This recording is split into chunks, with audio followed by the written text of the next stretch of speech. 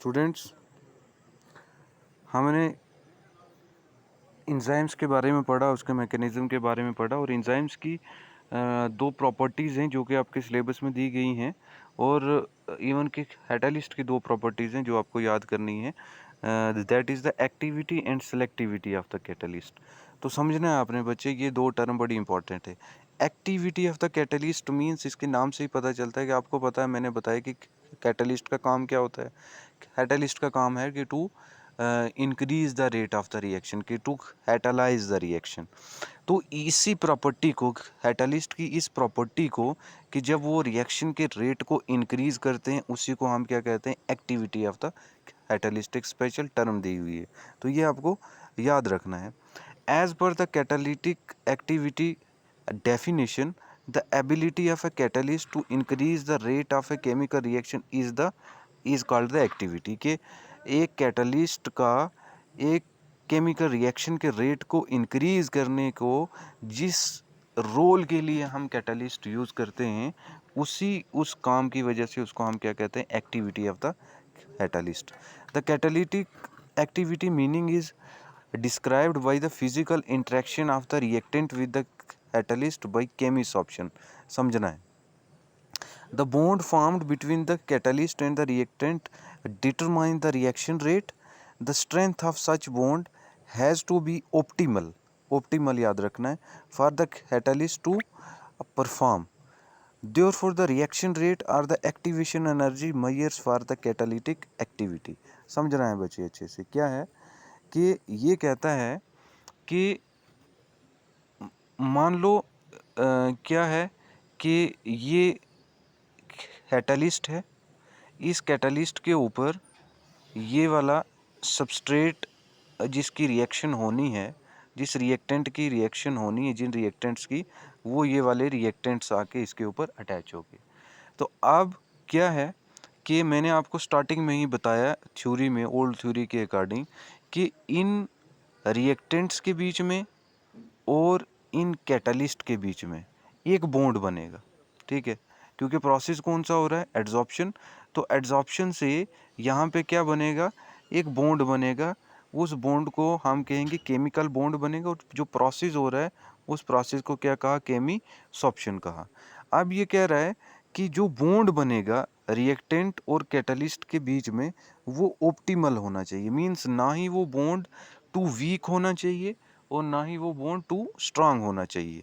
ठीक है, ताकि वो इसलिए कह रहे हैं इंटरमीडिएट इसलिए होना चाहिए कि ताकि यहाँ पे जब रिएक्टेंट अटैच हुआ कैटलिस्ट के साथ, तो और कैटलिस्ट जब केमिकल रिएक्शन को प्रोसीड करेगा, तो बाद में क्या करना है कि यही रिएक्टेंट जो है वो प्रोडक्ट में कन्वर्ट होगा। तो जब प्रोडक्ट में कन्वर्ट होगा तो बाद में बॉन्ड को ब्रेक भी करना है। क्यों? क्योंकि कैटलिस्ट को अलग होना है और प्रोडक्ट को अलग होना है।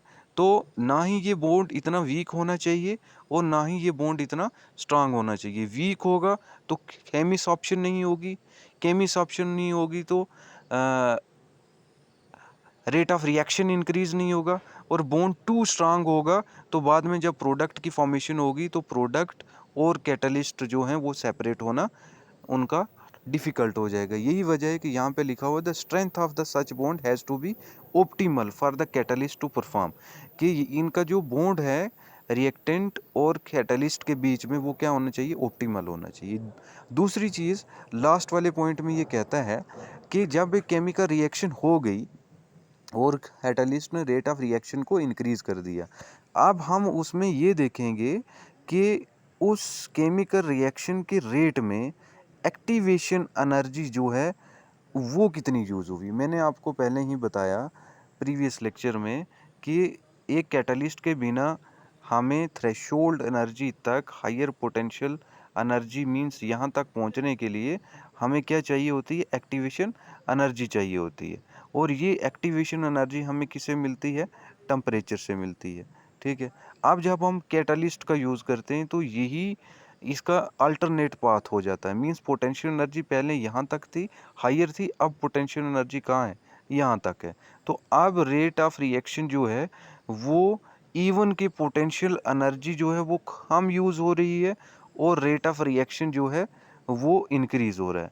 तो कहने का मतलब ये है कि यहाँ तक पहुंचने के लिए, यहाँ तक पहुंचने के लिए इस लेवल की एक्टिवेशन एनर्जी, इस थ्रेशोल्ड एनर्जी तक, इस पोटेंशियल एनर्जी तक पहुंचने के लिए हमें ज़्यादा जो है वो एक्टिवेशन एनर्जी चाहिए। लेकिन एज़ कम्पेयर टू दिस, अगर हमने कैटलिस्ट यूज़ किया है तो फिर हमें यहाँ तक नहीं पहुँचना है, फिर हमें इस लेवल तक पहुँचना है। तो इस लेवल तक हम एक्टिवेशन एनर्जी यूज़ होगी एज़ कम्पेयर टू दिस। तो जब हम मेजर करेंगे कि विदाउट कैटलिस्ट हमें यहाँ तक पहुँचने के लिए ज़्यादा एनर्जी की नीड थी, एक्टिवेशन एनर्जी की नीड थी।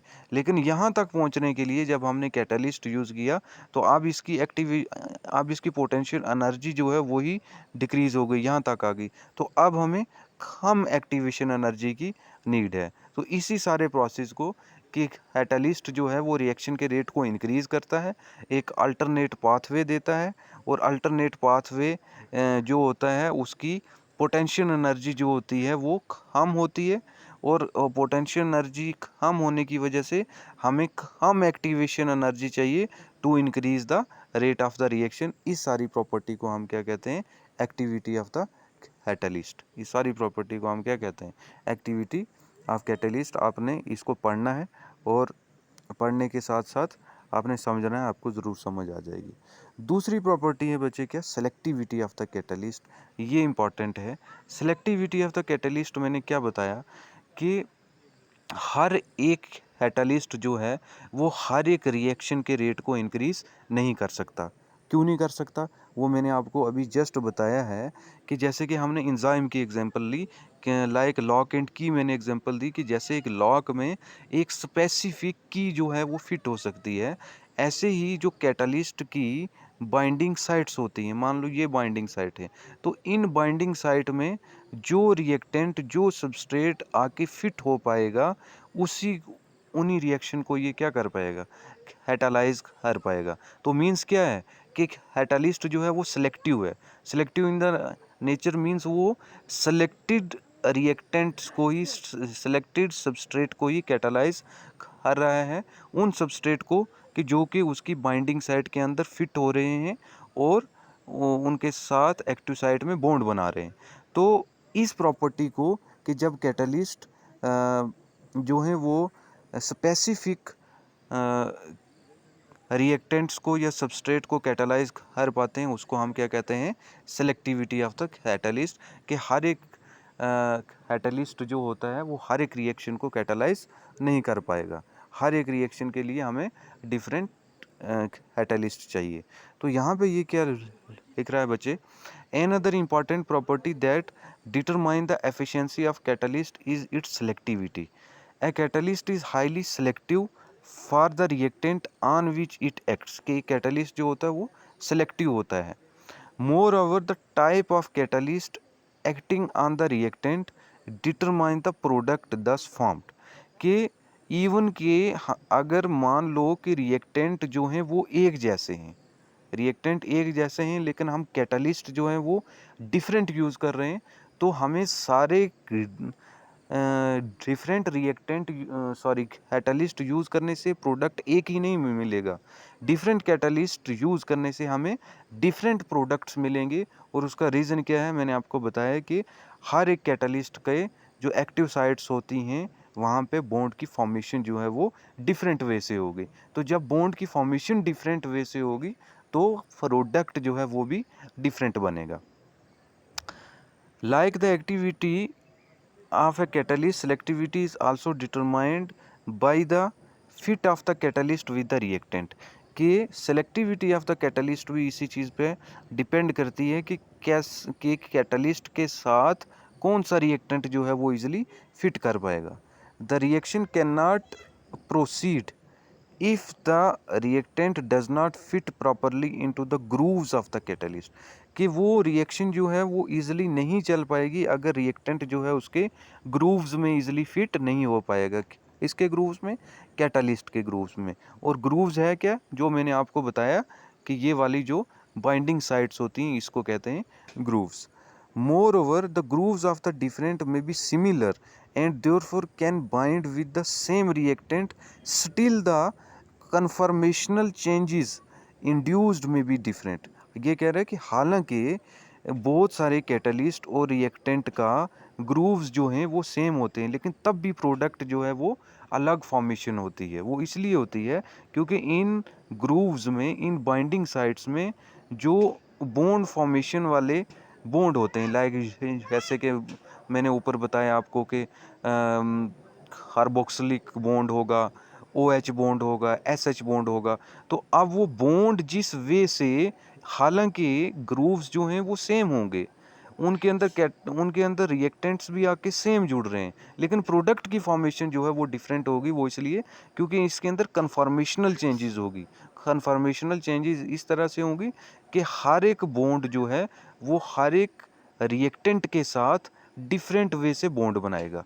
ठीक है, तो जब डिफरेंट वे से बॉन्ड बनाएगा तो वहाँ पे जो प्रोडक्ट की फॉर्मेशन होगी वो भी डिफरेंट होगी।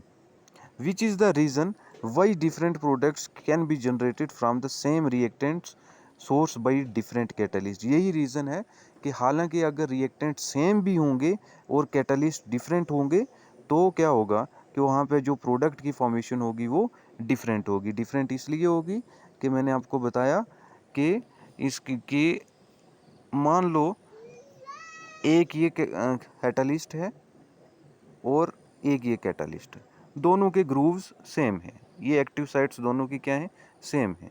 यहाँ पे भी आके रिएक्टेंट जुड़ गया, यहाँ पे भी आके रिएक्टेंट जुड़ गया। ये कैटलिस्ट और ये कैटलिस्ट सेम है, ये रिएक्टेंट और ये रिएक्टेंट सेम है।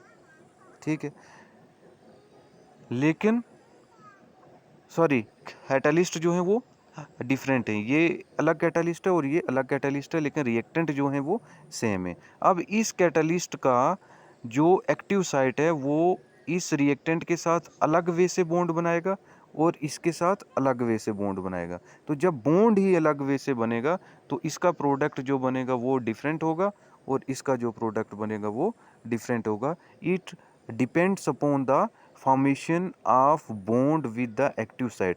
पहले तो ये डिपेंड करता है कि क्या रिएक्टेंट इन एक्टिव साइट में इजीली फिट हो सकता है या नहीं। पहला फैक्टर ये है।